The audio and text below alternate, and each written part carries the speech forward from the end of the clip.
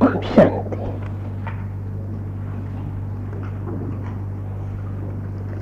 ये आज का प्यारा शुभ दिन शुभ वरदानों से भरा हुआ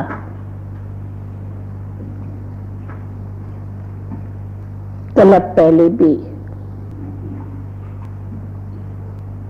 देखा है और आज भी देख रहे हैं कि कैसे प्यारे बाप दादा के संग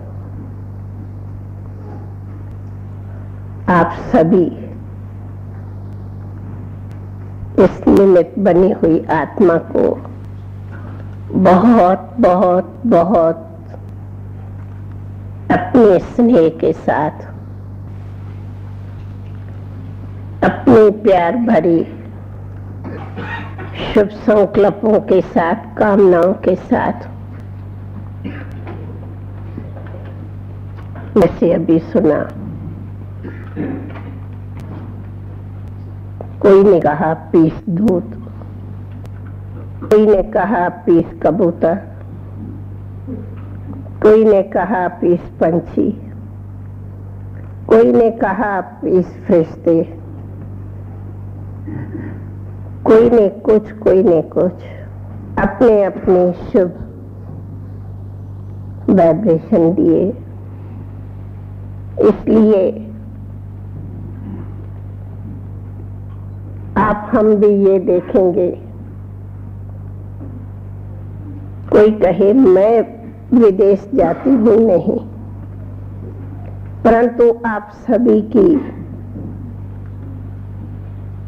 स्नेह भरी याद के साथ ये तो एक निमित्त बाप दादा ने आत्मा को बनाया है।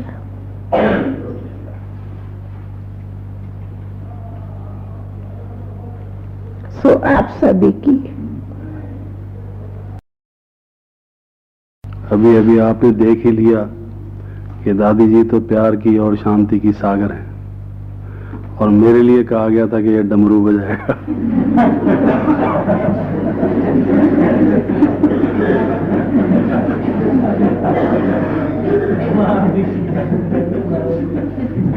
उनका टॉपिक ही है ओशन ऑफ पीस, तो सबको शांति की लहरों में लहराना, और हमारा टॉपिक ही आपको मालूम है कुछ झंझटी राम का टॉपिक है। खैर जो कुछ भी है, बाबा ने जो सर्विस करानी होती है हम तो उसके लिए तैयार हैं। और हमें याद है जब हम कई दफ़ा बाबा के सम्मुख बैठे होते तो बाबा मुरलियों में जैसे अपने लिए कहते कि राह वेंदे बामन फातो, जैसे कि बाबा कहते थे कि शिव बाबा ने उनको पकड़ लिया, ऐसे मैं भी बहुत दफ़ा शुरू से यही अनुभव करता हूँ कि मुझे भी बाबा ने पकड़ लिया, मुझे भी रास्ते जाते वही पकड़ लिया।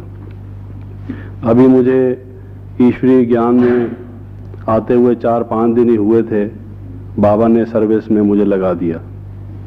तो तब से लेके किसी न किसी प्रकार की सर्विस बाबा देते ही रहते हैं, ये मेरा सौभाग्य है।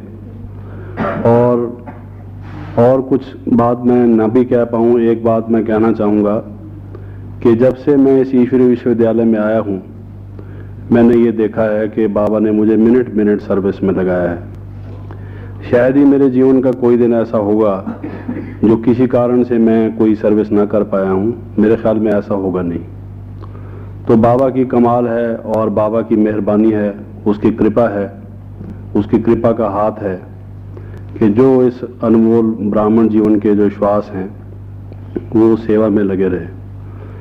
और पिछली दफ़ा भी 3 दफ़ा मैं विदेश में जा चुका हूँ बाबा की आज्ञा से, बड़ी बयानों की आज्ञा से, और अब भी बाबा भेज रहे हैं। तो आप सब ने, किसी ने कहा कि अश्वमेध यज्ञ से घोड़ा बन के जाएंगे, किसी ने जैसे दादी जी कह रही थी कि पीस के पक्षी बन के जाएंगे, किसी ने एंजल भी कहा जैसे दादी जी अभी कह रही थी।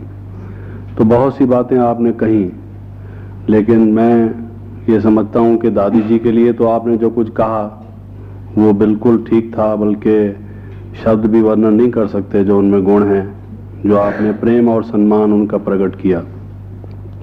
परंतु ये आत्मा तो आपका एक छोटा भाई है, अनुज है, और बाबा ने जिस सेवा के लिए भेजा है, जैसे ओम प्रकाश भाई कह रहे थे कि हम घंटा भर योग लगाएंगे, तो आप लोगों के योग से और सहयोग से बाबा क्या सर्विस कराते हैं वो आपके सम्मुख आ जाएगा। परंतु मैं हमेशा अपने लिए ये अनुभव करता हूँ कि जब कभी विदेश की सेवा में जाता हूँ तो मेरी अपनी उसमें उन्नति समाई हुई होती है। वेस्टर्न कल्चर कुछ अलग है, ईस्टर्न कल्चर कुछ अलग है। दोनों प्रकार की संस्कृतियां जब इनका मेल होता है तो कुछ क्वालिटीज उसमें हैं, कुछ क्वालिटीज इसमें हैं। ऐसे तो बाबा हमें सभी गुण सिखा रहे हैं और सब प्रकार की जो विशेषताएं हैं बाबा अपने लालन पालन से, ज्ञान की मुरली से और अपनी शिक्षाओं से हम सब में संजो रहे हैं, उसका बीजारोपण कर रहे हैं। परंतु जब कई लोगों के संपर्क में आते हैं और कई प्रकार की संस्कृतियों के संपर्क में आते हैं तो मैं ये देखता हूँ कि उसमें भी अपना विकास समाया हुआ होता है। तो मैं अब जब जाता हूँ विदेश में तो उसका क्या परिणाम आप कुछ जीवन में मेरे देखते होंगे मैं नहीं कह सकता, लेकिन मैं अंदर से महसूस करता हूँ कि मेरी अपनी भी उन्नति उसमें होती है। अब के जब मेरा जाने का प्रोग्राम बना था तो मुझे पहले नहीं मालूम था कि वहाँ इस दफ़ा मुझे क्या करना होगा। जाते तो हम ये सोच कर हैं कि शायद कुछ वहाँ सभाएं बनी हुई होंगी, भाषण करना होगा या कुछ वहाँ के VVIP से मिलना होगा, लेकिन प्रैक्टिकली जब हम जाते हैं तो हम देखते हैं कि एक या दो प्रकार की सर्विस नहीं, अनेक प्रकार की सर्विस होती है। वहाँ के जो क्लास में आने वाले भाई बहन होते हैं या वहाँ के टीचर्स स्वयं होते हैं, वहाँ के जो सेंटर्स की परिस्थितियाँ होती हैं। बल्कि पिछली दफ़ा जब मैं गया तो बहुत से टीचर्स से भी मैं पहले से परिचित नहीं था, क्योंकि जब विदेश के बहन भाई यहाँ आते हैं बाप दादा से मिलने के लिए तो बहुत दफ़ा सर्विस के निमित्त मैं यहाँ ना होकर दिल्ली होता हूँ। तो मैं पहली दफ़ा ही उनसे एयरपोर्ट पर मिला और जो प्रोग्राम था वो भी इतना फास्ट था। पिछली दफ़ा जब जाना हुआ था तो लगभग कोई 2.5 महीनों में लगभग कोई 60 जगह पर मैं गया था। तो उससे आप अंदाज़ा लगा सकते हैं कि कितना फास्ट प्रोग्राम रहा। लेकिन उस फास्ट प्रोग्राम में भी बाबा कई तरह की सर्विस कराते हैं। जब हम ये देखते हैं कि कराने वाले तो बाबा ही हैं, लेकिन बाबा निमित्त बना के सर्विस करा लेते हैं, तो ये भी एक खुशी होती है। तो अनेक प्रकार की सर्विस होती है। और अब के मुझे उन्होंने एक पत्र लिखा ऑस्ट्रेलिया के बहन भाइयों ने कि हम ये चाहते हैं कि सभी ऑस्ट्रेलिया के स्थानों पर हम एक ही भाषण का टॉपिक रख दें, जैसे बहन जी बता रही थी रीइंकारनेशन, पुनर्जन्म के बारे में। तो इस विषय में आपका क्या विचार है? तो मैंने उनसे ये लिखा कि मेरे ख्याल में एक ही टॉपिक आप ना रखें, क्योंकि मेरे कोई ऐसा संस्कार है कि एक दफ़ा या 2 दफ़ा कोई बात कहने के बाद बार बार वो बात कहना कुछ रुचता नहीं है। हर एक का ऐसा मैं समझता हूँ कि विचार होगा, परंतु मेरा अगर आप रिपीट करने के लिए कहें तो कुछ रुचि नहीं होती। तो मैंने उनसे लिखा था कि मेरे ख्याल में अगर आप ऐसा ना करें तो अच्छा होगा।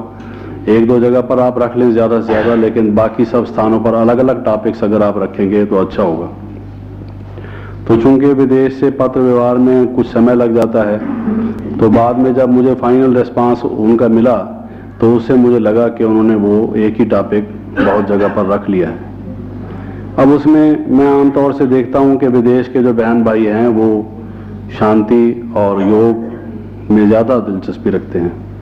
उस विषय में अगर हम उनको कुछ बताते हैं तो उनके मन को हम अच्छी तरह से स्पर्श कर सकते हैं, उनको जागृति में ला सकते हैं, ताकि सुनते सुनते उनके मन में कुछ अनुभव आ जाए, कुछ शांति का उसी समय उनको आभास हो और कुछ लाइट का, माइट का और कुछ योग का रस उनको मिले, जिससे वो आकर्षित हों। तो पिछली दफ़ा का मुझे अनुभव है कि बहुत जगह पर जब प्रवचन हुए तो लोग काफ़ी देर तक बैठे रहे।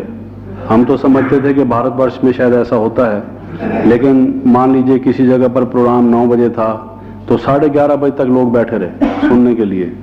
यहाँ तक कि हाल वाले भी ये सोचते थे कि ये कब जाएं और हम हाल बंद करके अपना जाएं, लेकिन वो लोग इतने रुचि और प्रेम में आ जाते कि कुछ उनको और सुनने का मन करता।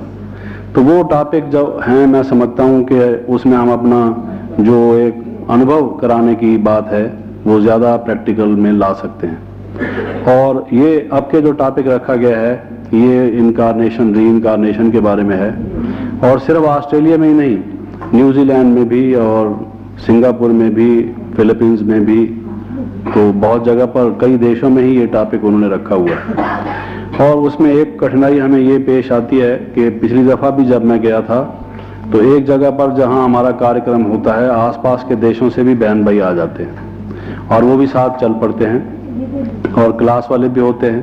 तो एक ही एक बात कहने में तो अपने को भी नहीं अच्छा लगता और उनको भी सुनना स्वाभाविक बात है नहीं अच्छा लगता। तो उसमें नया नया मटेरियल हर वक्त हमें बाबा की प्रेरणा से कुछ देना होता है। तो अब के ये जो टॉपिक है ये यही रखा है उन्होंने। तो देखिए जो सर्विस बाबा कराना चाहते हैं कि जिससे जैसे बहन जी बता रही थी कि लोगों को 84 जन्म की कहानी बताई जाए, 84 जन्म की कहानी बताकर भी जिस लक्ष्य पर हमने उनको ले जाना है असल में तो वो लक्ष्य सामने रखना है। तो वो कहाँ तक हम कर पाते हैं आप सबके योग बल से, आशीर्वाद से और शुभकामना से, शुभ भावना से, जैसे कि आपने स्नेह पूर्वक अभी व्यक्त की और जिसका मैं बार बार धन्यवाद देना चाहता हूँ। तो समाचार हम आपको लिखते रहेंगे, इतना ही कहना है। और यहाँ से जैसे बहन जी बता रही थी मैं पहले बॉम्बे जाके दिल्ली जाऊँगा, फिर वहाँ से 31 मॉर्निंग को सिंगापुर जाऊँगा। पहले जो मेरा प्रोग्राम बना हुआ था वो Delhi to Bombay to Singapore to Perth एक ही दिन का बना हुआ था।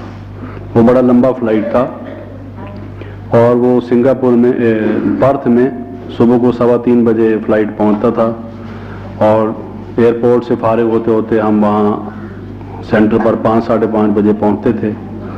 तो उसको आपको मालूम है उस टाइम क्लास वगैरह होती है, 24 घंटे का फ्लाइट हो और 3 जगह चेंज किया जाए, कस्टम्स में से पास हो, सामान इधर से उधर किया जाए दिन भर और फिर सीधे ही वहाँ जाके क्लास में पहुँचे।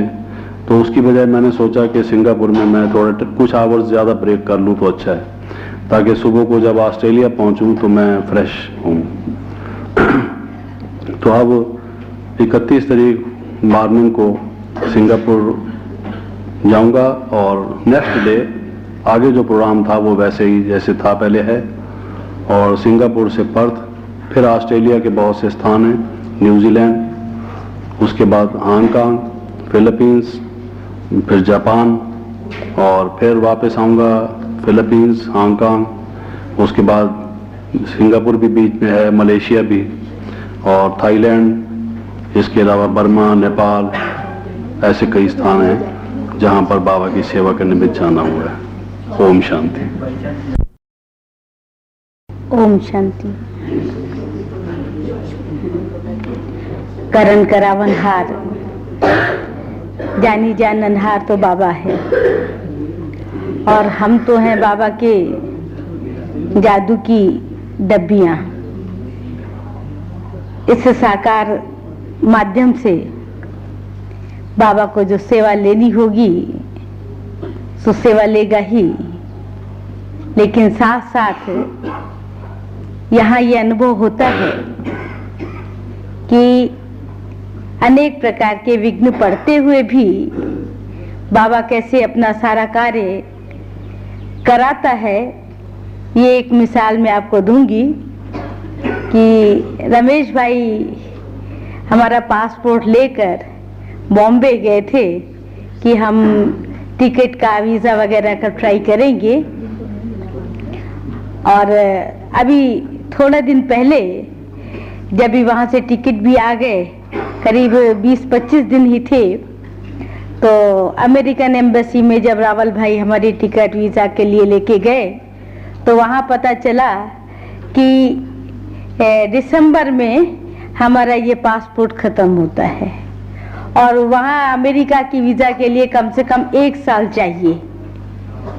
अब आप समझिए कि इतना थोड़ा समय और नया पासपोर्ट बनाना, रिन्यू भी नहीं कराना क्योंकि 10 साल पूरे हो जाते हैं। और हमको बुलाया, कहा कि अभी ऐसे हो, और ये भी जानते हैं कि जब से थोड़ा सिखों का ऊपर नीचे हुआ है तो पासपोर्ट बनाने में करने में भी बड़ी मुश्किल होती है। लेकिन ये बाबा की कमाल कि अहमदाबाद से हमारा पासपोर्ट बना था और 2 दिन में हमारा पासपोर्ट सारा बना है, रिन्यू नहीं हुआ है क्योंकि 10 साल पूरे होने वाले थे। सारा पासपोर्ट बना नए तरीके से। तो उसके लिए 2 IAS ऑफिसर से साइन कराने पड़ते हैं, फिर उसको आगे वीजा लेनी है, अनेक प्रोसेस से हमको गुजरना होता है। लेकिन जब अहमदाबाद गए तो ऐसा होता है, हम किसी की सर्विस करते हैं, थोड़े दिन बाद वो ट्रांसफर हो जाता है, सर्विस में तो ऐसा होता है। तो जब हम पासपोर्ट ऑफिस गए तो वहाँ पर वो सब ऑफिसर जो जान पहचान वाले थे वो ट्रांसफर हो चुके थे, नया ऑफिसर आया हुआ था। तो हमने कहा अच्छा 1 मास के लिए आप हमको थोड़ा सा आगे थोड़ा एक्सटेंड कर दो। तो कहता नहीं, 3 दिन के लिए भी हम नहीं कर सकते हैं, आपको 1 मास कहती है, आपको सारा पासपोर्ट फिर से नया बनाना होगा। तो खैर उसी समय हमने ट्राई करना शुरू किया। तो अब 2 IAS ऑफिसर्स के साइन कराने थे। तो हमने कहा टाइम बहुत थोड़ा है। तो यहाँ पर मधुबन में गुजरात हाई कोर्ट के जस्टिस कुरैशी भाई आए हुए थे। वो 2-3 दिन योग शिविर करके गए, अपनी कॉन्फ्रेंस में भी आए थे। तो हमने कहा चलो हम उनसे साइन करा लेते हैं। तो जब हम उनके वहाँ गए तो बाई चांस उनके चेम्बर में गए क्योंकि वो कोर्ट में थे और 2 बजे उनका कोर्ट ओवर हुआ, अपने रूम में आए। तो हमको देख के बहुत खुश हुए कि आज आप कैसे आ गई। तो हमने तो स्पष्ट कहा भाई आज तो मैं अपने मतलब से आई हूँ, काम से आई हूँ, ऐसे ऐसे। बोले चाहे किसी मतलब से आई हो लेकिन आज मैं आप बहुत खुश हूँ क्योंकि आज मेरा बर्थडे है और मधुबन से बर्थडे के दिन चाहे जैसे भी कोई पहुँच जाए तो मेरा जैसा सौभाग्यशाली कोई होगा नहीं। तो वो इतने अच्छे बहुत देर तक बैठे रहे और हमको पता चला कि उनको सारे जजेस वगैरह ने आज आइसक्रीम पार्टी दी है। फिर भी वो हमारे साथ 15-20 मिनट बैठे। तो फिर हमको ही बार बार ख्याल आता था कि वो सब इंतजार कर रहे हैं। तो हमने कहा आप जाइए, हम इंतजार करेंगे यहाँ, आप होकर आइए। तब तक फिर उन्होंने हमारे उस पर पासपोर्ट वो साइन कर दिए और रजिस्ट्रार के पास भेजा कि इस पे आप स्टैंप लगा के दो। तो कहता है अमूमन ऐसा होता है कि हम लोग साइन नहीं करते हैं, हमारे रजिस्ट्रार या लॉयर वगैरह होते वो करते, मैं नहीं करता हूँ। लेकिन आप मेरी बहन हो ना, आपने मुझे ज्ञान दिया है और आपका काम तो मैं कैसे भी करके करूँगा, जरूर करूँगा। और फटाफट उसने साइन किए और दली को बुलाया, कार ठप्पा लगा के आओ, ऐसे वैसे सब करके दिया और कहा कि अगर और कुछ जरूरत हो तो वो भी मैं करूँ। और वो इंसान मैंने ऐसा देखा कि मुसलमान होता हुआ भी आप ये देखें उसको बाबा से, बाबा के ज्ञान से, बाबा के बच्चों से, हर एक से इतना प्यार कि एक बात जो अभी तक किसने नहीं की थी वो उसके पास थी। वो मुसलमान है, उसकी औरत ज्ञान को नहीं मानती है, वो कहती है हिंदू धर्म में कन्वर्ट हो रहा है। एक ड्रॉर में उसके सारा हमारा जितना लिटरेचर, प्योरिटी, ये सब था जो उनको वहां से वो सेवा करते थे। दूसरे हम लोग कभी कभी उनको टोली भेजते हैं ना, तो उनको टोली तो खत्म हो गई लेकिन खाली टोली के डब्बे उसके एक ड्रॉर में रखे हुए थे। कहता मैं बाबा की इस टोली के डब्बों को कैसे फेंकूं, कहाँ फेंकूं? तो उसने क्या किया, दिल्ली से ड्राई फ्रूट लाया हुआ था, उन डब्बों में रखा हुआ था, कई 10 डब्बे खाली थे। मैंने कहा अरे खाली डब्बे रखे हुए, मेरे को भी बड़ा एक आया प्यार, उमंग कि देखो बाबा का कितना इसको यज्ञ से एक एक कणे कणे से इतना स्नेह है, लगाव है। तो मैंने कहा अच्छा खाली डब्बे आप दे दो, फिर हम आपको भरवा के भेज देंगे। बाकी हमने उसको टोली वगैरह दी ऐसे। फिर हम पासपोर्ट ऑफिस गए, बोला कि और कोई काम हो तो आप मेरे। तो एक नया ऑफिसर आया हुआ था वहां पर, तो उसने कहा कि देखिए हम आपको एक मदद कर सकते हैं। बोला, हमने कहा जस्टिस ने कर दिया, अभी पुलिस कमिश्नर की आपको उसके साइन की दरकार है। बोला ये हमारा लॉ है, लेकिन इतना मैं कर सकता हूँ, मैं फाइल नंबर आपको बता देता हूँ और आप उससे अगर साइन करा के ले आए तो मैं कल हर हालत में आपको दे दूंगा। तो उसने इतना सीक्रेट होता है उसने, लेकिन फिर भी उसने हमें फाइल नंबर दे दिया, सब कुछ दे दिया और कहा पुलिस कमिश्नर से आप करा के देना। और जब हम 12 बजे के बाद पुलिस कमिश्नर के वहां गए तो बाबा बुद्धि उसकी भी बदल ऐसी देता, कुछ नहीं करके हाँ बहन लो, और उसने फटाफट साइन कर दिया और बता भी दिया और कहा भेज भी दिया कि आप शाम को जाके पासपोर्ट ले लेना। दूसरे दिन हमको शाम को पासपोर्ट मिल गया। तीसरे दिन हमने वो पासपोर्ट बाय प्लेन जो दिल्ली जाता वहां भेज दिया। अब इधर गोपाल भाई आए हुए थे, कहते हैं अमेरिका की वीजा लेने में तो बहुत तकलीफ होती है, इतने क्वेश्चन पूछते हैं जो बात में पूछो। मैंने तो दादी का सेक्रेटरी बन के बहुत दादी के क्वेश्चन का आंसर दिया है, और अभी देखिए आपका क्या होता है, क्योंकि बहुत क्वेश्चन करते हैं, शायद आपको ही आना पड़े। मैं कहा बाबा बैठा है, अपने आप जो कराएगा कराएगा, मुझे बुलाएगा मैं आ जाऊंगी। अब आप वंडर खाएंगे कि अमेरिकन वीजा के लिए वो गए हैं, मुझे 5 साल की वीजा मिल गई है अमेरिका के लिए। दादी को 6 मास की ली, मुझे 5 साल की मिली। मैंने सोचा ये 5 साल कहा, ये 5 मास कहा है। पहली बात मुझे समझ में नहीं आई।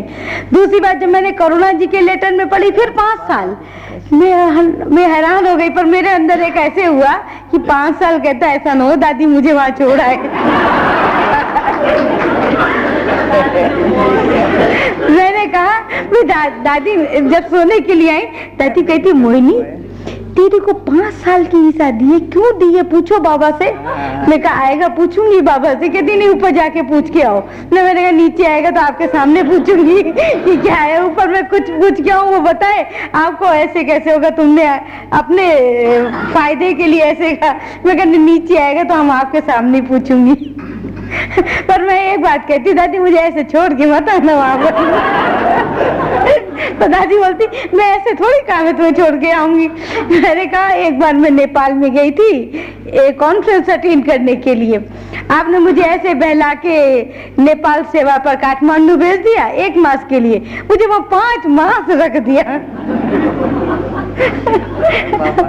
अब मैं सोचती हूँ कभी कभी ये 5 साल की वीजा देख के, भले अभी शायद मुझे दादी ले आए ऐसा नहीं है लेकिन कुछ बाबा को काम कराना होगा या कुछ तो शायद दिया है, हम उसके लिए भी राजी है क्योंकि बाबा की सेवा है। जैसे मुझे रखेगा, जहाँ मेरे से सेवा कराएगा, जैसे कराएगा मैं उसमें राजी हूँ। तो मैं समझती हूँ मैं बाबा की डबिया हूँ, बाबा को जो मेरे से सेवा लेनी होगी वो मेरे से सेवा ले गए, जादू की डब्बी हूँ। तो ऐसे मैं समझती हूँ कि मैं रूप बसंत की जोड़ी बाबा हमको भेज रहा है सेवा पर, तो मैं ऐसे ही समझ के जा रही हूँ कि मैं रूप बसंत की जोड़ी जा रही हूँ और बाबा को हमसे जो सेवा लेनी होगी तो बाबा हमसे सेवा लेगा। ओम शांति। अभी हम सब की तरफ से दादी चंद्रमणि जी, दादी जी, जगदीश भाई और मोहिनी बहन को शुभकामनाएं देंगे।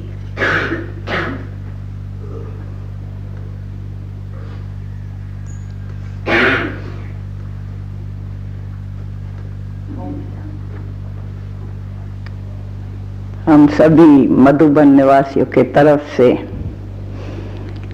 अपनी मीठी मीठी प्यारी प्यारी वरदान मूर्त हमारी दादी और साथ में हमारा भाई जगदीश भाई और मीठी मीठी मोहिनी बहन सेवा में जा रही है, विश्व सेवा के। तो हम बहुत खुशी खुशी से हम कहते हैं भले जाए, छुट्टी भी दी है और बहुत स्नेह से भी और दादी को निश्चिंत भी करते हैं।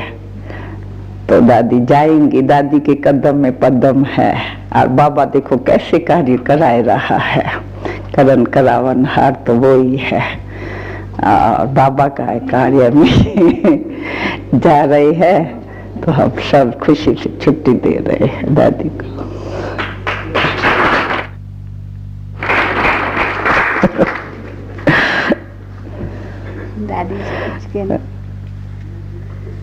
और सबसे खुशी की बात तो यह होगी कि आज शाम को बाप दादा की मुलाकात सभी भाई बहनों से होगी और हम सब साक्षी होके देखेंगे कि कैसे बाप दादा भी इन 3 पंछियों को विदेश सेवा में छुट्टी देते हैं। तो आज शाम को 5:30 बजे का कार्यक्रम है। 5:30 बजे सभी हॉल में आ जाएंगे। इसी हॉल में रहेगा ना दादी कि ओम शांति हो? हाँ हाँ। अभी 3 मिनट सभी योग में बैठेंगे, फिर भोजन करने।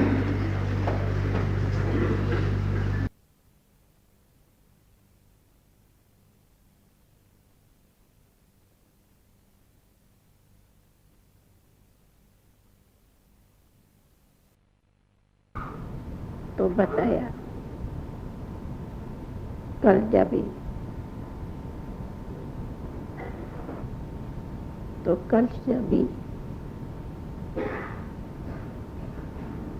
बाप दादा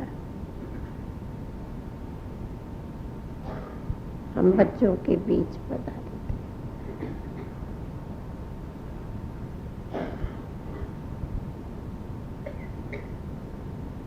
तो काफी समय तक हम यही देख रही थी। मैं कई बार कहती मैं कोई ट्रांस में तो नहीं जाती, परंतु प्रैक्टिकली इतना ऐसा अनुभव रहता है कि मैं जैसे वतन में।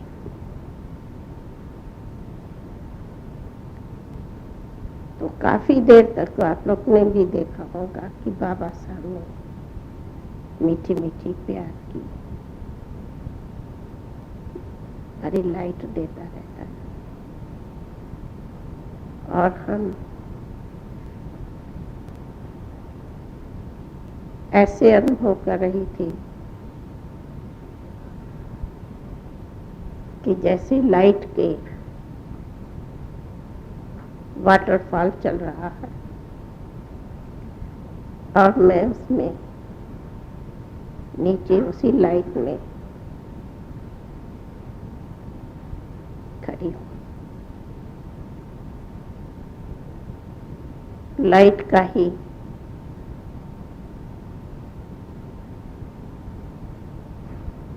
फाउंटेन चल रहा था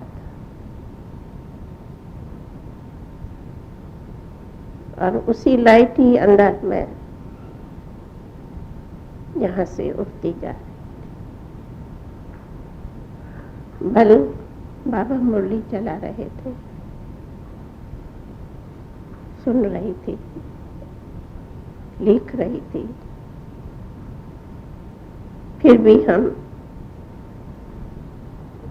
बिल्कुल उसी लाइट में ही समाई हुई थी।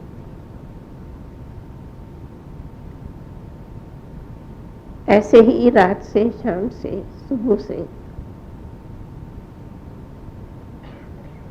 सब कुछ कार्य करते भी हम अपने को उसी ही बाबा के लाइट के कार्य में देख रहे थे। तो अभी भी जब मैं बाबा के कमरे में बैठी थी तो बाबा उसी ही लाइट में समय रहे और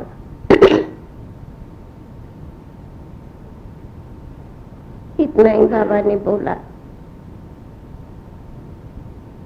कि बच्ची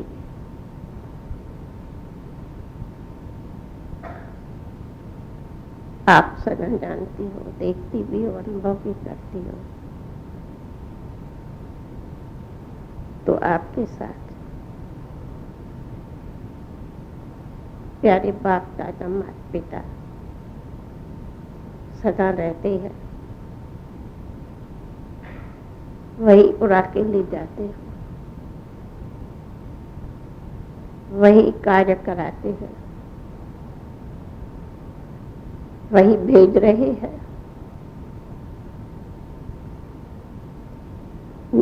बच्चों के पास जा रही हूँ और जो रात को भी कहा चाबी है, तो हर एक को विशेष मंत्र की ये अलौकिक रूहानी चाबी देते रहेंगे, जिस चाबी के अंदर ही बहुत अलौकिक रूहानी अनेक खजाने प्राप्त करें।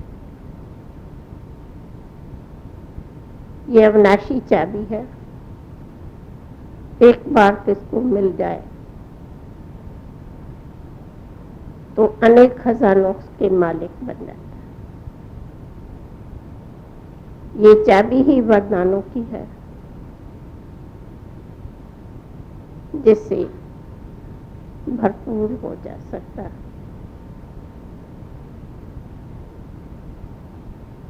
इसलिए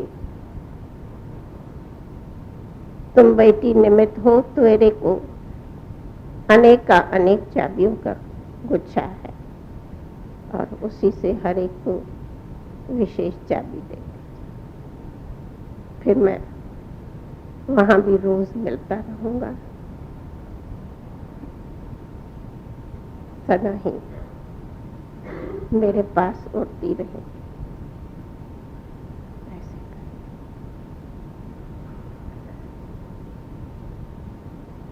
हम आप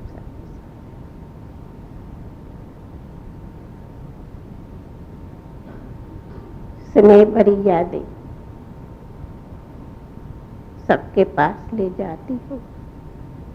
मधुबन तो सबके नैनों में बसता ही, दादी नहीं जाती पर सारा मधुबन चलता है। ऐसे ही कहते हैं हमारे पास तो मधुबन आ जा गया। मधुबन सभी के नैनों का तारा है, प्यारे बाप का भरपूर भंडारा है, प्यारा स्वीट स्वीट बेहद घर।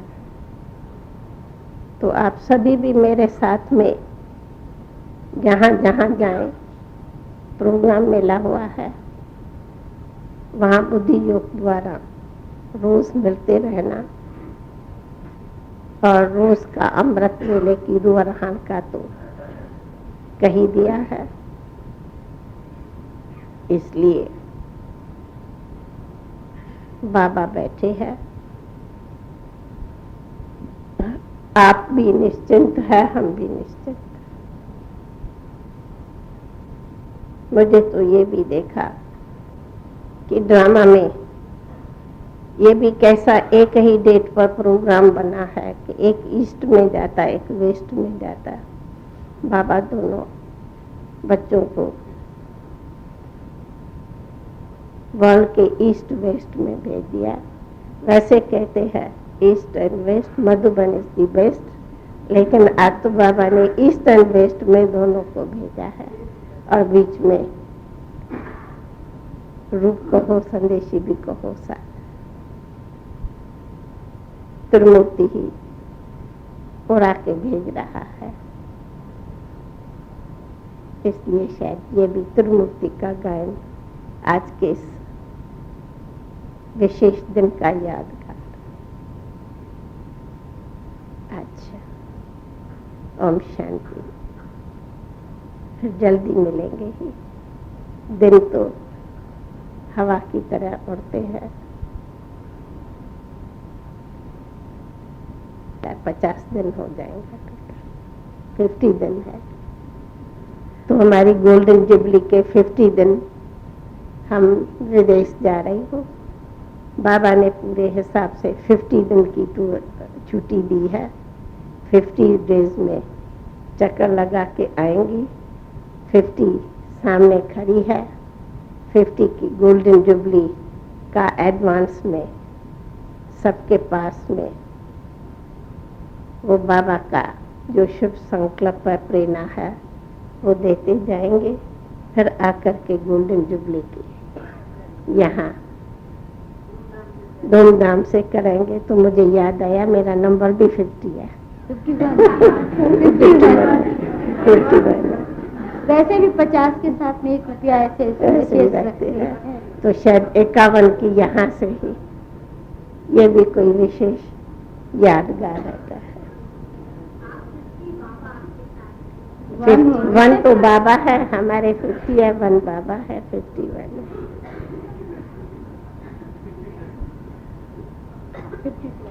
अच्छा,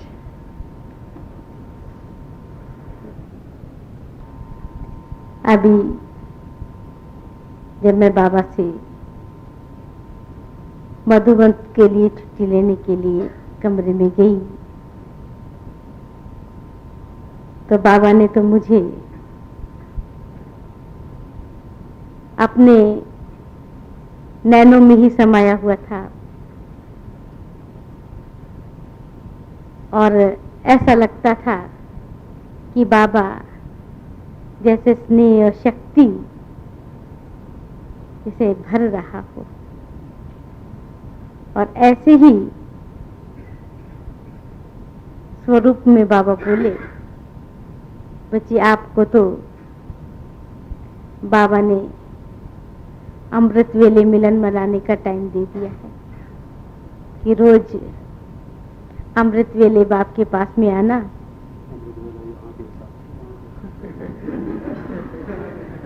अगर देखें तो जहाँ है वहाँ के हिसाब से ही कहेंगे ना, लेकिन यहाँ पर भी उसी समय योग चलता है।